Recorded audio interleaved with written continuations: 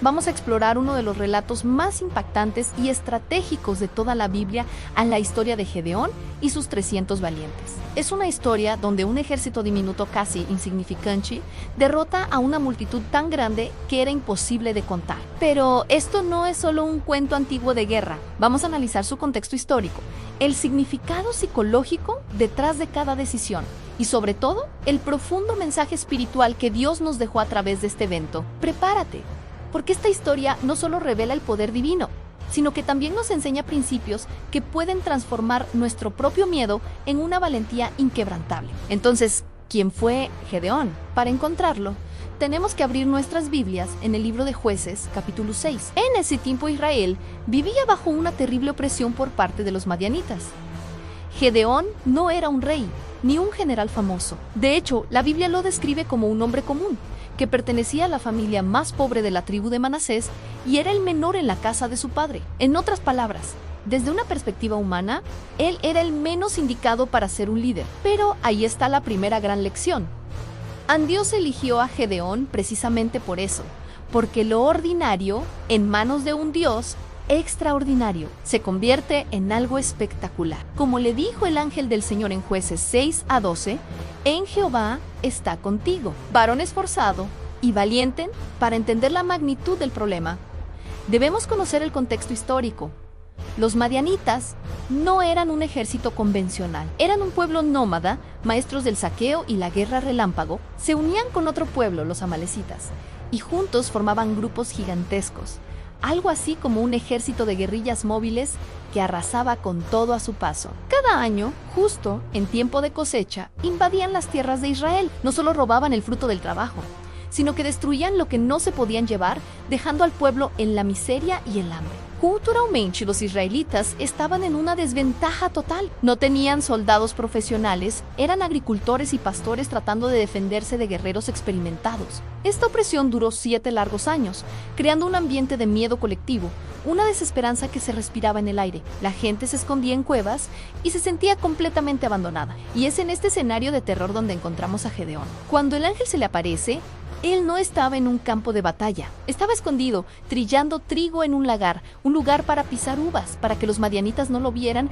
y le robaran su comida. Psicológicamente, Gedeón estaba viviendo lo que hoy llamaríamos ansiedad anticipatoria. Tenía miedo del futuro, sentía una profunda impotencia y, sobre todo, creía que no era suficiente para cambiar nada. Sus primeras palabras al ángel son de duda y queja, pero lo increíble es que Dios vio en él algo que ni Gedeón mismo podía ver en un potencial guerrero. Aún con la promesa de Dios, la inseguridad de Gedeón era enorme, así que le pide a Dios 2 señales usando un vellón de lana. Primero, le pide que el vellón amanezca mojado de rocío, pero que la tierra alrededor esté seca. Dios lo concede. Insatisfecho, pide lo contrario, aunque el vellón esté seco y la tierra mojada. Y Dios, en su infinita paciencia, también lo concede. Esto refleja un estado psicológico que conocemos como inseguridad cognitiva. La necesidad de tener una confirmación absoluta antes de actuar, por miedo a equivocarse. Pero fíjate en algo, Dios no se molesta ni se enoja con Gedeón por su duda. Él comprende nuestra fragilidad emocional y sabe que la fe, a veces, necesita ser fortalecida paso a paso, no de golpe. Una vez convencido, Gedeón hace sonar la trompeta y convoca a un ejército. Logra reunir a 32,000 hombres. Para un ejército profesional de la época, era poco, pero para el pueblo de Israel, era una multitud. Parecía que por fin tenían una oportunidad. Sin embargo, Dios tenía un plan completamente diferente. Él no quería que la gente pensara que la victoria fue por su fuerza o su número. Quería dejar claro que la salvación vendría de él, y solo de él. Y aquí empieza el proceso de depuración. Dios le dice a Gedeón: "En el pueblo que está contigo es mucho. Anuncia ahora a oídos del pueblo, diciendo a quien tema y se estremezca, madrugue y devuélvase". ¿El resultado? 22,000 hombres se dieron la vuelta y se fueron a casa. Más de la mitad del ejército se fue por miedo. Psicológicamente, esto nos enseña que el miedo es contagioso y puede destruir cualquier proyecto colectivo. Espiritualmente revela una verdad muy dura pero necesaria. No todos los que empiezan el camino contigo lo terminarán. A veces, la primera poda de Dios en nuestra vida es quitar a aquellos cuya falta de fe puede debilitar la tuya. Ahora, solo quedaban 10,000 hombres. Todavía era un número considerable, pero Dios Jishu aún es mucho el pueblo. Y aquí viene la segunda y más extraña prueba. Dios le ordena a Gedeón llevar a los hombres a beber agua al río y observarlos. La mayoría de los hombres se arrodillaron y pusieron su cara directamente en el agua para beber, sin prestar atención a su alrededor. Pero un pequeño grupo, solo 300 hombres, tomaron el agua con la mano y la llevaron a su boca, lamiéndola como un perro, pero siempre con los ojos levantados, en una postura vigilante. Esos 300 eran los elegidos. ¿Por qué? Porque demostraron disciplina, atención, autocontrol y un espíritu de guerra. Estaban listos para la batalla en todo momento. El mensaje psicológico aquí es profundo, A veces Dios reduce tus recursos no para debilitarte, sino para obligarte a enfocarte solo en lo esencial y en aquellos que realmente están comprometidos. 300 hombres.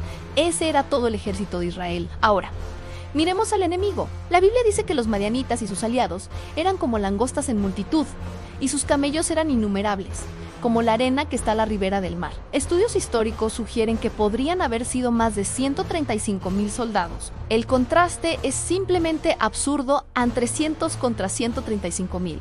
Humanamente era un suicidio, pero es justo en este punto de imposibilidad donde el milagro estratégico de Dios comienza a desplegarse. Incluso después de todo esto, Dios conoce el corazón de Gedeón. Sabe que todavía tiene miedo, así que, en un acto de increíble compasión, le dice en sí: tienes temor de descender. Baja tú con fura tu criado al campamento. Dios no exige una valentía perfecta e inmediata. Él trabaja con nuestros procesos y nos anima en el camino. Gedeón obedece, y al llegar al campamento enemigo, escucha a 2 soldados madianitas hablando. Uno le cuenta al otro un sueño sobre un pan de cebada que rodaba y destruía su campamento. El otro soldado interpreta el sueño diciendo: esto no es otra cosa, sino la espada de Gedeón. Dios ha entregado en sus manos a los madianitas. En ese instante, al escuchar la confirmación de boca del enemigo, la fe de Gedeón finalmente se enciende por completo. Ahora viene la brillante estrategia divina. Gedeón divide a sus 300 hombres en 3 grupos de 100, y sus armas no eran espadas ni lanzas. Eran trompetaos, cántaros de barro vacíos y antorchas encendidas dentro de los cántaros. El plan era rodear el campamento enemigo en la oscuridad de la noche. A una señal, todos romperían los cántaros al mismo tiempo, revelando las antorchas, y tocarían las trompetas gritando: por la espada de Jehová y de Gedeón. En la antigüedad, cada trompeta representaba un regimiento o batallón. Así que, en la oscuridad y la confusión, escuchar 300 trompetas sonando desde todas las direcciones era como si un ejército gigantesco los estuviera atacando. Los madianitas despertaron en pánico total. La sorpresa, el sonido ensordecedor, las luces apareciendo de la nada y la oscuridad generaron un terror masivo que los llevó a la confusión. En su desesperación, empezaron a atacarse y matarse entre sí, huyendo sin control. La victoria fue total y absoluta, pero no ocurrió por la fuerza humana, sino por una estrategia que solo pudo venir de Dios en sí.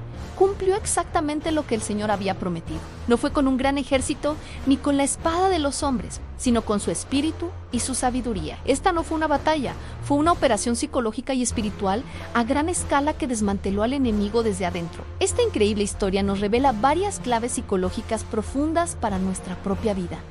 Primero, que el miedo no te descalifica. Dios escogió a un hombre lleno de temor para realizar uno de sus milagros más grandes. Segundo, los procesos de Dios te preparan. Las pruebas, las señales que pedimos, la reducción de nuestros recursos, todo es parte de un entrenamiento para formarnos. Tercero, a veces, menos es más cuando Dios está en medio. Pedir a amigos apoyo o recursos puede ser parte del plan divino para que dependas solo de Él.